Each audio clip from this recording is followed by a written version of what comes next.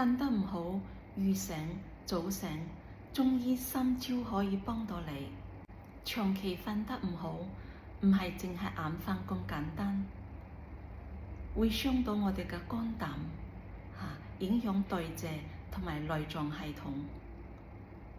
中醫從根本入手，幫你調理好個睡眠系統。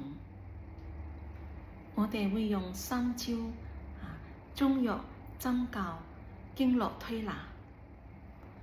中醫會辨證論治，揾出原因，係心火性定係肝鬱，定係脾胃唔好。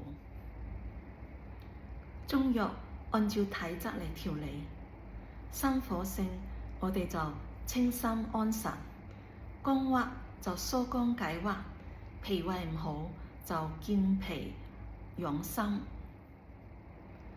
針灸同中藥一樣，都需要辨證論治。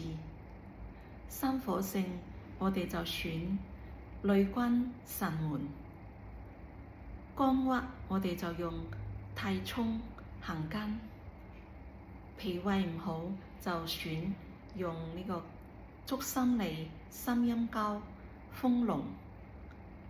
根據體質同埋症狀，我哋會選用補法啦、瀉法或者平補平瀉嘅方法。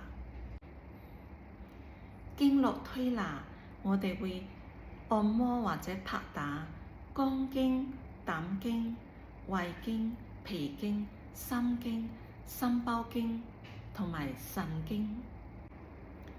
自我調理失眠嘅小技巧，你自己都可以做一下㗎。11點前要熄燈，少玩手機，自己按揉神門、心陰交過1分鐘，睡前泡腳10分鐘，聽下輕鬆啲嘅音樂。想知道自己係咩原因引起嘅失眠，可以留言失眠俾我。